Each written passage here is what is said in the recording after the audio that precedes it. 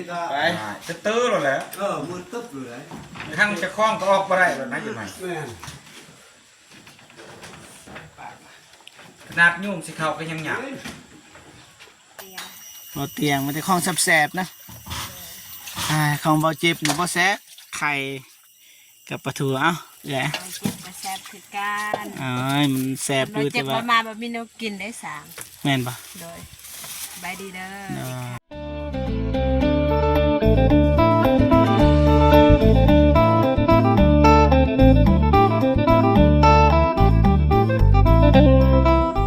ทักทายสบายดีและสวัสดีพ่อแม่พี่น้องเบิร์ดสุขูสุคนนะ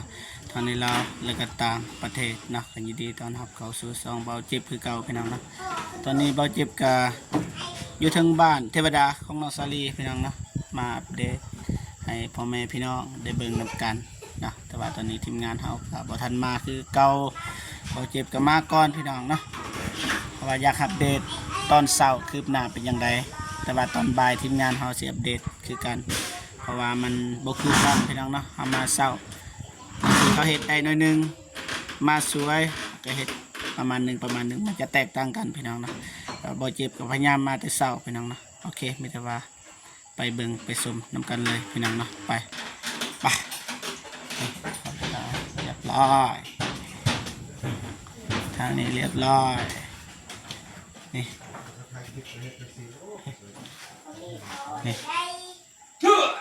ไก่แล้วพี่น้องนะไก่จะสำเร็จอันนี้แล้วเบิดเลยปิดแล้วเบิดแล้วบานประตู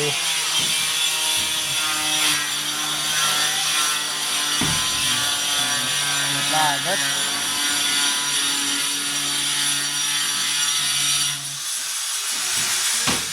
เรียบร้อยนะบานประตูปิดเรียบร้อยแต่ยังอันนั้นเกินยังเนาะก่อนประตูว่าสิใส่ก่อนประตูยังก่อนประตูแล้วก็ล็อกนี่ก็ยังแต่ไปดูไปเบิ่งกันว่ามื้อนี้แล้วหรือบ่นี่ใส่ก่อนประตูนี่พี่น้องนี่แหละโอ้โหว่ามันของแท้หรือบ่พี่น้องนะ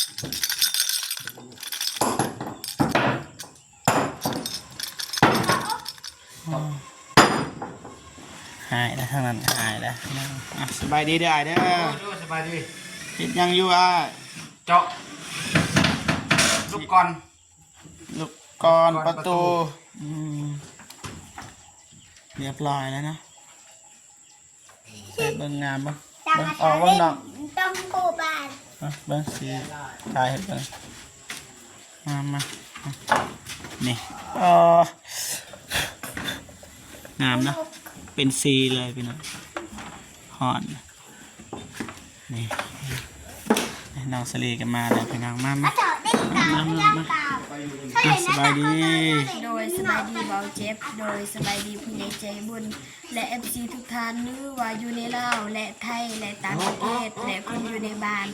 ขอสวัสดีสบายดีเด้อเบิร์ดสุขูทุกคนเห็ดยังมื้อนี้เห็ดยังสวยสร้างเปล่าโอ้ได้ว่ากันยังบอกกันยังจับมาเล่นเท่านี้ฮักเว้นเด้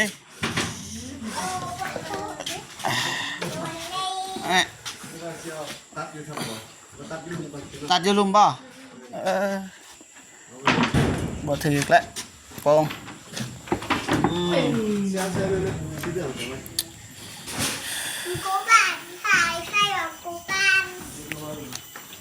ช่างลามเด้มันได้มาอยู่มาทันมาเมาบ่จักบ่ได้กินเนาะว่าเราเมาตลอดบ่เจ็บนี่ก็ได้ว่าแต่แนวบอดี้ให้แม่นค่าเวียค่างานแล้วบางทีก็บ่ทันเจ็บไข้ได้ป่วยนี่ก็บ่ฮู้พี่น้องเนาะ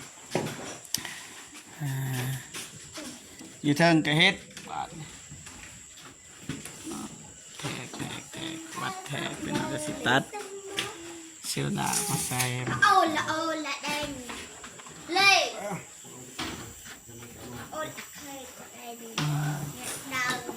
ก็สิบแปด กินข้าวกินน้ำแล้วว่าอ่ะ ข้าวเที่ยงทันได้กินข้าวเช้ากินแล้ว อ๋อโอเคบ่าวเจ็บก็ได้ซื้อไข่กับปลาทูนะก็มีอย่างจะซื้อ ข นะ อบใจ เพราะว่าบ่ได้เข้าในเมือง นี่ ได้ไปเฮ็ดบ่กวนละ น้องซาลี จังได๋ FC เว้าพี่น้องนะกวนหลา จะ ย ไปเดี๋ยวเว้ยจะต้มเอาเด้อปลาทูเด้อต้มแล้วก็ใส่บีบมะนาวหน่อยนึง คือเรามึงเอิญคือผู้เว้ยทานเลยผู้ สีเจ้าว่าแจ่ว นะ ไปขึ้นตายสิ คือตัวใครเอง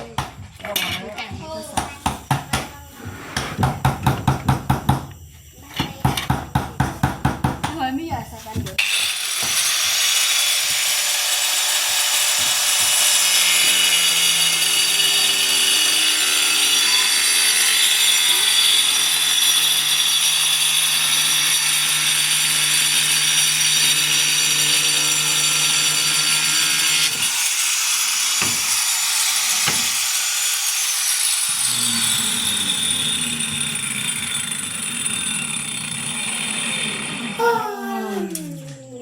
มา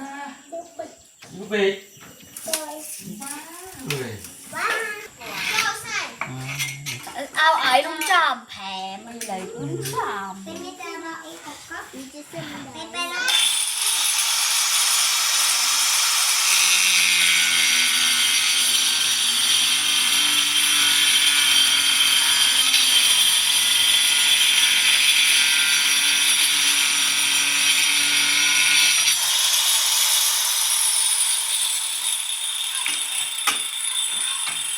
เราคือที่นี่แทนที่นี่ครับ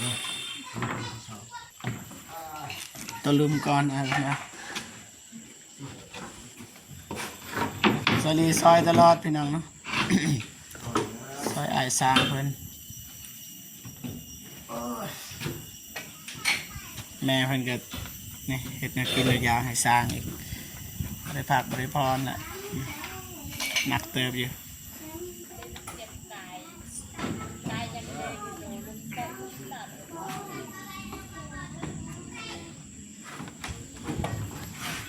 นี่กะงามลูกกะงาม เสียงดีเนาะไอ้แดง ใส่เสื้อก็คือกันกับเบาเจ็บ ว้าวคือ ซ้ำว่านักกันมาลูก เสื้อสีแดงคือกันนะ เสื้อสีแดงคือกัน น้องสลีก็สีแดงแต่ว่าแม่ของน้องสลีก็สีแดงเบาเจ็บก็สีแดงแต่ว่าแม่น้องสลีใส่เสื้อทีมชาติลาวนั่นทีมชาติลาวอันนี้ใส่ทีมชาติไทยอาร์เซนอลอย่า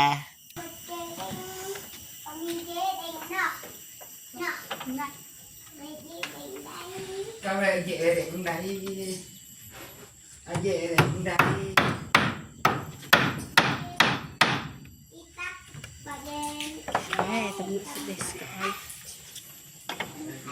ยากวะสิถ่ายให้พ่อแม่พี่เบิ้งพ่อแม่พี่น้องได้เบิ้งก็ยากพี่น้องนะ เราพระเจ้าจะมาทางเจ้าจะมาทุกคนมาทุกคนวะ ให้จับบ่นี่สิจับปานนี้บ่นี่นี่ ถึงรู้ว่าพระเจ้าวันสนุกสนุกฟังกูหยาบว่า ตก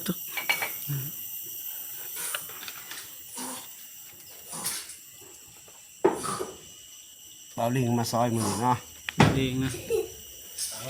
สบายดีได้เด้อ มาดี ได้ รถมันเนี่ย มึงได้ ครับแน่นอน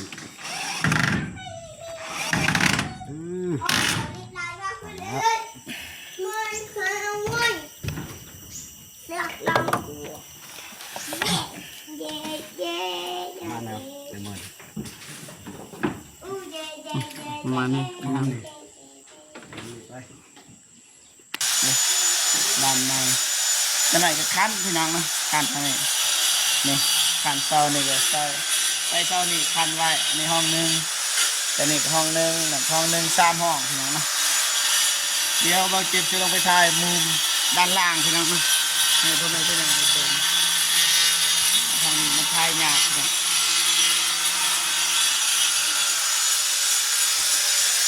ไปน้องเสน่ห์ลงเอาไข่หนิดนึงไปให้แม่ ชอบตามแดงเด้อตัวนี้จุ่ม โทลาบิดโทลาบิด ตามมดแดงตามมดแดง กาหมดแดง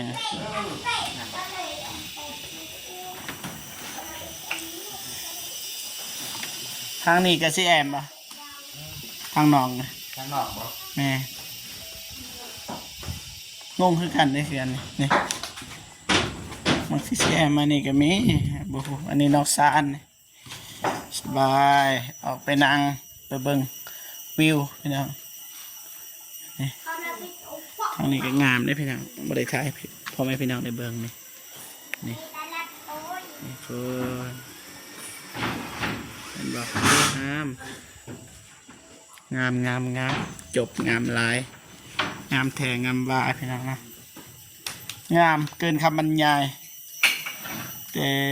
พ่อแม่พี่น้องเบิ่งเอาเองงามแท้หรือบ่เราบ่เจ็บนี่นะอันนี้คนดังอ่ะสบายดีอ่ะนบ ห้องเพลงบ่เตียงไว้ห้องเพลงบ่เตียงไว้ ห้องเพลงเป็นบ่ ยันบ่เป็นนะลงนะ ขึ้นก็ได้สมิธ ให้เขาทานใจ ห้องวะ หอมเจ๊ ห้องจะเอาเงินไทยนี่ หาแม่ เอาแม่ เนี่ย ยาแล้วมันอยากได้เงินเสียใจด้วย ก็อยู่บนประเทศ โอเคเราเจ็บซีลงไปเอาของกินให้แม่ของน้องซาลีก่อนพี่น้องเพราะว่าซื้อบอลายพี่น้องเนาะบ่มีเงินนะไข่แล้วซื้อไข่ซื้อปลาทูเนาะน่าจะพอกินอยู่พี่น้องเนาะสบายดีไหมเท่าอ๋อเจอกันอีกแล้วบ่ได้ยิน สบายดี ไป เราเจ็บ เอ้าโดย โดย สิไปใส่นี่ หาพื้น หาพื้นโดยไปบกวนแล้วบกวนผู้เฒ่าจะหน่อยบาปพี่น้องเนาะ ว่าน้ำผู้เฒ่าหลาย เราสิไปเฮ็ดเวียกยังเว้าอยู่พี่น้องเนาะไปเอาไข่กับปลาทูให้แม่ของน้องซาลีก่อนพี่น้องนะสบายดีเด้อ สบายดีบ้านเจ็บสบายดีFCทั้งลาวทั้งไทยและต่างประเทศและทั้งผู้ใหญ่ใจบุญก็ขอสวัสดีสบายดีเด้อ เฮ็ดหยังอยู่นี่ กำลังนึ่งข้าว นึ่งข้าวให้สร้างบ่ โดย ได้อีกได้หยังกินตอนเช้า วันเสาร์กินแกงซีนหมูวัน ไผเอาให้ เตียง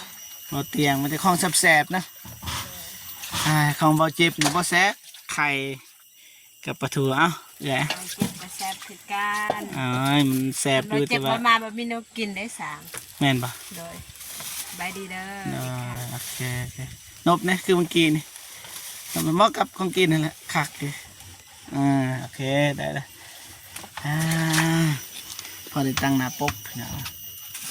น้ำในตักอยู่ไสป่ะนี่ ตักอยู่ห้วยพุ่น โอ้ลงไปตักอีกขั้น โดย สำหรับไอ้สร้างพิเศษนี่บางทีก็เอาน้ำเขาแม่นบ่ โดย สิให้ไอ้สร้างกินแบบนั้นมันก็บ่ได้แล้วพี่น้อง สำหรับไอ้สร้างก็ขอตักน้ำเขา บ่มีเงินนะอยากซื้อตุกใหญ่พี่น้องนะไอ้สร้างแต่ว่าเขาบ่มีตุกอีกบาทเว้นเนาะ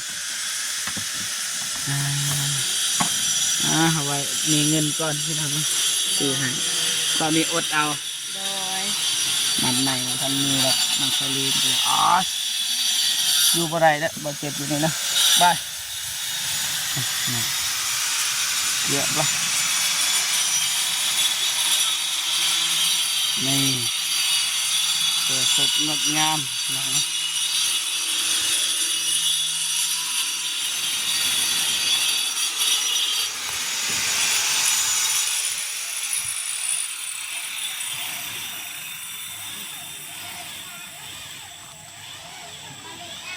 สามสาสิได้พี่น้องพยายามมาแอบเบิ่งนี่เขาสิเฮ็ดอันนี้อีกนี่เสียเวลาเฮ็ดกับอันนี้นี่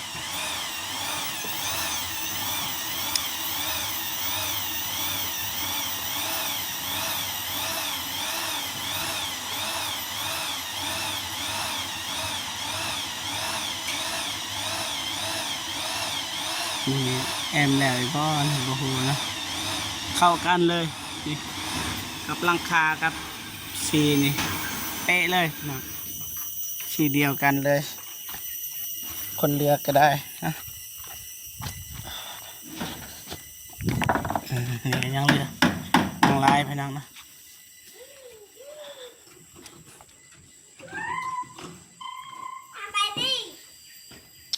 สบายดีอีกเลยงามงาม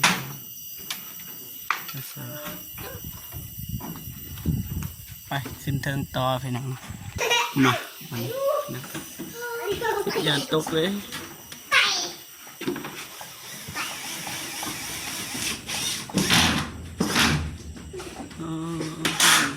หันน็อตใส่แล้วก็ตัดพี่น้องแบบนี้นี่เอง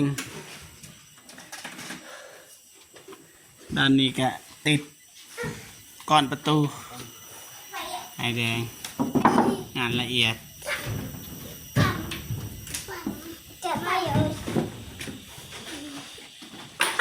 งานละเอียดพี่น้องนะ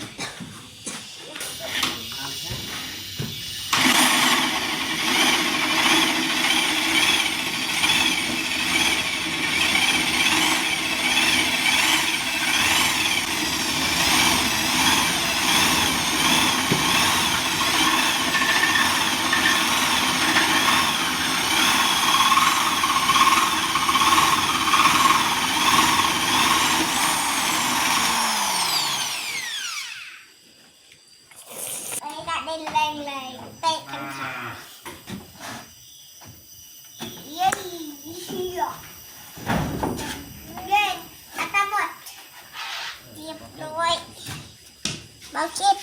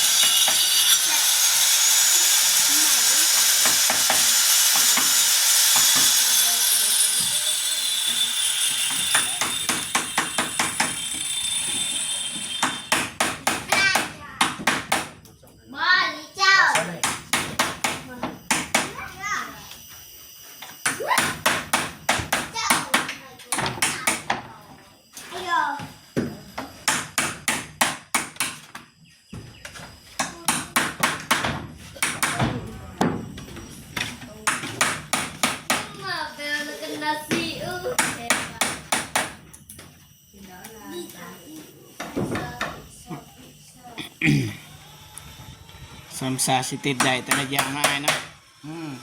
สัมสาสิติดใดเบิ่งรู้สึกว่าคือสาแท้กระเท่ามาถ่ายรู้สึกว่ามันหยาบเป็นให้อายเพิ่นนะ อยากแต่ประตูให้ไว้มันของงาม โอ้ยเห็ดนะ มันก็ละเอียดได้ยอดแต่มันออกมาเป็นงาม เห็นไหม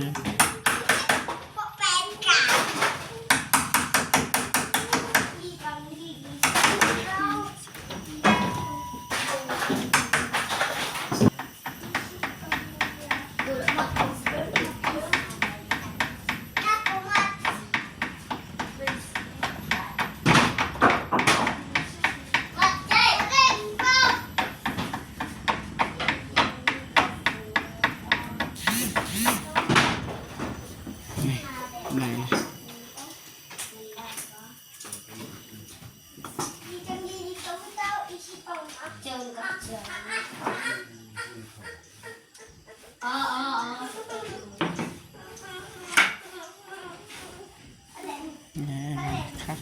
หันน็อตใส่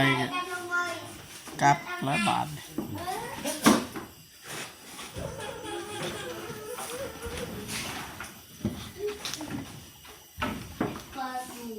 ไ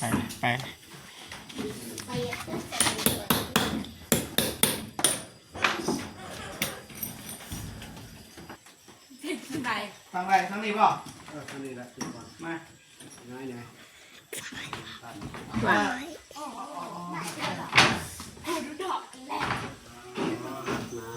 หัก โอ้เจ็บกันแล้ว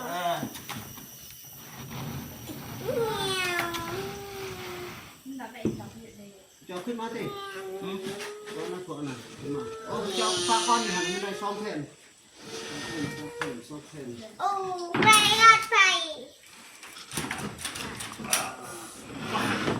ก็หักหนา มาออกเลยเลือกเลยมาให้มันหักเลยครับซอง นั่นน่ะเขาหักขาลงไปตันเลยฟาเด้อกบเก่าออกไปที่อื่นก่อน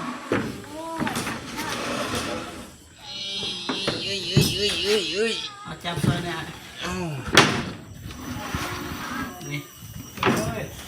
มาขึ้นเลยบ่ขึ้นเลยบอสต้องหันนะตัวพุ่นนะ ตัวสั้นบ่ บอสตัวพุ่นนะเขาเอาขึ้นมาหรอก บ้องเฮาจักขึ้นตัวใดก็บอกให้เฮาหน่อยติ อันนี้ตัวพุ่นตัวผัก บอสนี่ตัว ตัวหนักตัวหุ่น ไอ้ซอยนี่แต่มันหัก บอกแกสนิท ทำอะไร5-6เพลนได้เล็กน้อยฮะ ก็เยียบ สนิทการเย็บใส่ตังเอาปังนี่เลย เจ้าบ่หัก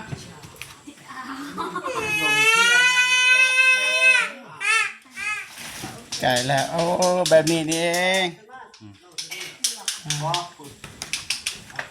อาเจ็บหน้าเลย2คนง่าย อ่ะนอกยับนี่ได้ไหมไอ้นี่อันนี้ เริ่มชิมือไปเลยเชียว มือ ก้อย ปลาเลยเป็นตกเหรอบ อนะเขาจะมืดนี่ก็ ไปจะตื้อแล้วแหละ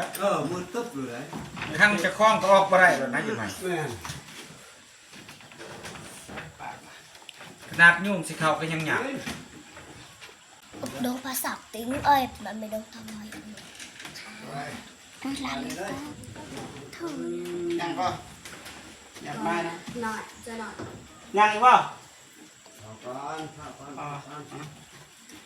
จะปัด เอาทางนี้พี่นะ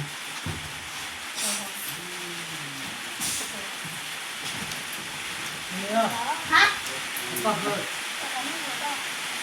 หมอ แม่ซาลี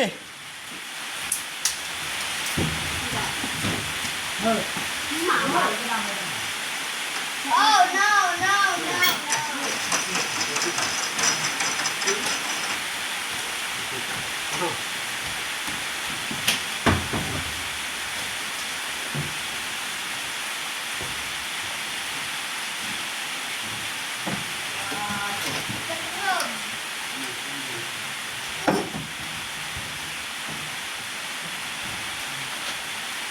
มีหลอกมันเนาะ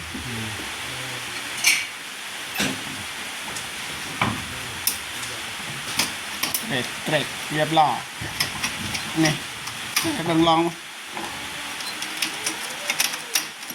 โอเคได้แล้วหั่นตัวนี้อีกบัดนี้เนาะ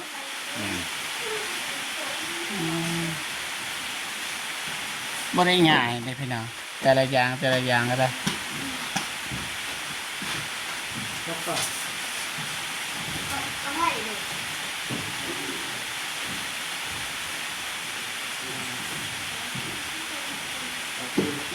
พ่อ ยังบ่ละเอียด ต้นนั้นมาแกบ อ๋อสิมางอีก ก็ได้อันนั้นไม่รู้มันไม่เลย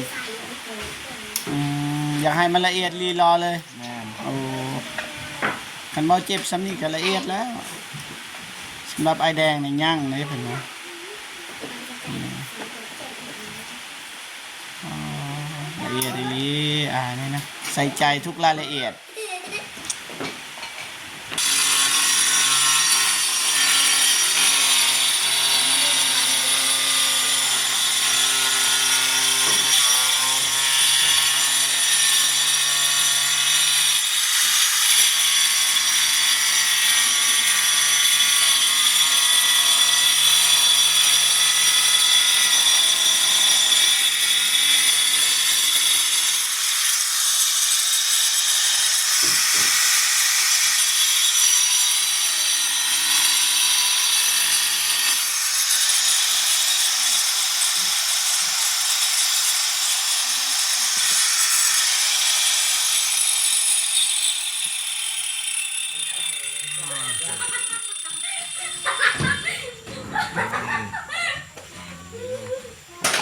มา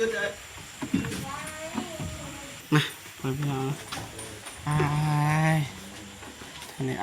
แม่น้องสาลีเฮ็ดเวียกบัดนี้ไปสิลงไปงับน้อง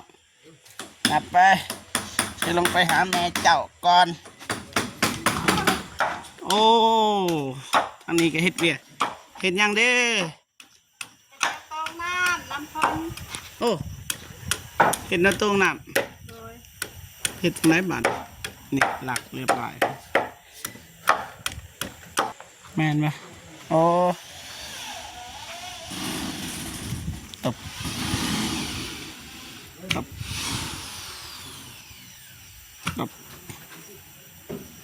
มันต่ำเลยตัวนี้สูงอีกตัวสูงอะไรดีใส่อันนั้นดิแนวตรงสังกะสีใส่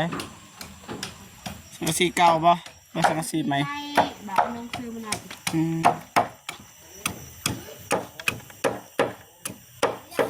เสียดยังน้ำฝนป่ะนี่เพื่อให้สร้างอาร์ตแล้วก็ล้างมือกินเห็ดยา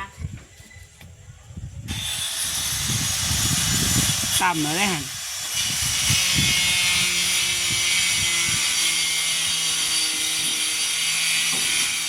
ม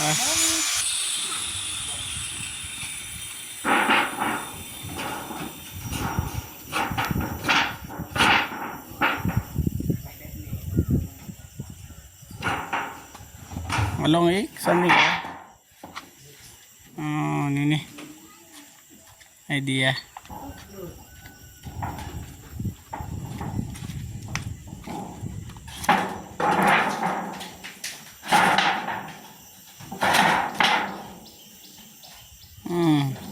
แบบนี้โอ้ที่กับบ้านน้ำฝนใช่ถือแน่นอยู่ป่ะยันว่าบัดฝนมันนะที่น้ำมันแห้งนะก็น้ำแห้งกระกายถ้าน้ำบ่แห้งก็ย่อยบนนี้โอเคโดยเข้าใจแล้ว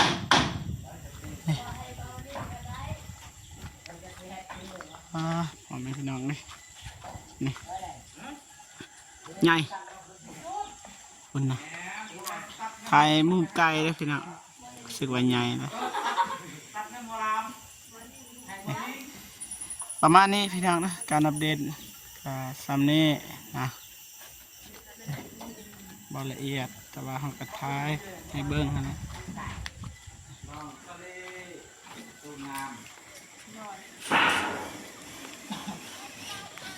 เฮ็ดอันนี้สร้างลำอะไรมากพี่น้องนะ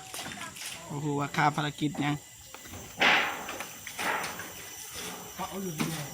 จามนี่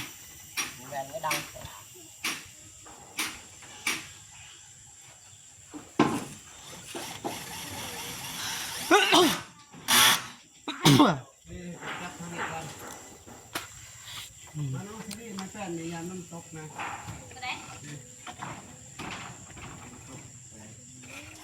ไม่ใช่ไรไม่ใช่แต่ยังพอใช่ได้มานี่มาจับขนาดนี้อยู่แล้ว